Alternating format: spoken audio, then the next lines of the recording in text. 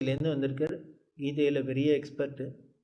அவருக்கு என்னவோ பெரியவாள்கிட்ட ஒரு அசைய, என்ன எதுக்கு எடுத்தாலும் பெரியவா பெரியவா பெரிய வித்வாங்க, என்ன நமக்கு தெரியாது அவருக்கு தெரிஞ்சு கொடுத்து அப்படி.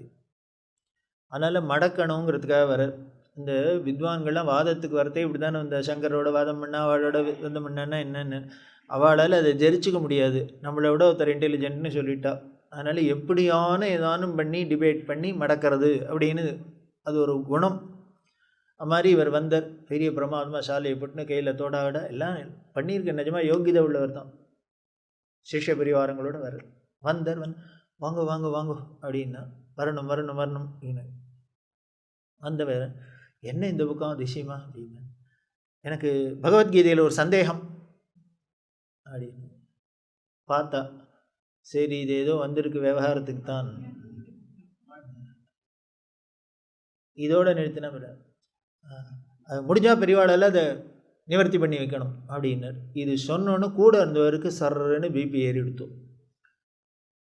இந்த ஆள் வரத்தையே வெறி கொழுப்போடு பேசுகிறார் பாருன்னு, எனக்கு பகவத்கீதையில் ஒரு சந்தேகம், அதை பெரியவா தான் நிவர்த்தி பண்ணி வைக்கணும், கிளாரிஃபை பண்ணி வைக்கணும்னா அது வினயத்தோட அடக்கத்தோடு சொல்கிறது. முடிஞ்சா பண்ணி வைக்கணும்னா யோ உனக்காச்சு எனக்காச்சு, எனக்கு தெரிஞ்ச கீதை உனக்கு தெரியுறதான்னு தானே அர்த்தம், உன்னால் பண்ணிட முடியுமான்னு. இது சொன்னோன்னா அப்படியா அப்படின்னா, உடனே ஸ்ரீகண்டா வேதபுரி எல்லாரும் வாங்கன்னு எல்லாரையும் கூப்பிட்டா கூட இருக்கணும். அவர் ஒரு பிரதட்சணம் பண்ணி நமஸ்காரம் பண்ணுங்க அப்படின்னு. அவர் புரியல, என்னையும் அது கீதையில் செஞ்சேன்னா எந்த அத்தியாயத்தில் எந்த ஸ்லோகம்னா கேட்கணும், எதுக்கு இருக்கிறவாள்லாம் கூப்பிட்டு பிரதட்சண நமஸ்காரம்.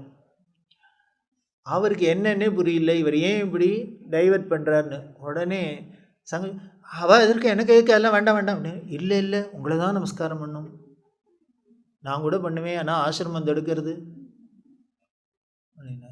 எதுக்கு அப்படின்னா அப்புறம் சொல்கிறா, நான் 13 வயசுக்கு மொட்டையை அடிச்சுன்னு இப்படி சாமியாராக வந்தேன், அன்னிலேருந்து பகவத்கீதை இன்னி வரைக்கும் தினமும் படிச்சுட்டு இருக்கேன், ஆனால் 700 ஸ்லோகமும் சந்தேகமாகவே இருக்குது எனக்கு, இன்னும் புரியல, சந்தேகமாக இருக்குது, எனக்கு விடுங்கோ. ஆனால் விட்ட பகவானே கீதையை நேராக சொல்லியிருக்கார். கேட்ட பெரிய சிஷ்யன் அர்ஜுனன், அவனுக்கானும் புரிஞ்சுதோன்னர், அவனுக்கு ஏகப்பட்ட சந்தேகம். கீதையை எடுத்தாக்க பகவான் வாச்சைக்கு மேலே அர்ஜுன வாச்சை, அது என்னமோ சொல்கிற கிருஷ்ணா, ஆனால் எனக்கு என்ன டவுட் அப்படின்னா, அது இப்படி தானே கேட்டுருக்கான் அப்படின்னு. இப்படி பகவானே கீதையை சொல்லி கேட்ட அர்ஜுனனுக்கே கீதையில் அத்தனை சந்தேகம். நானும் 13 வயசுலேருந்து படிச்சுன்னு இருக்கிறேன், எனக்கு 700 ஸ்லோகம் சந்தேகமாக இருக்குது.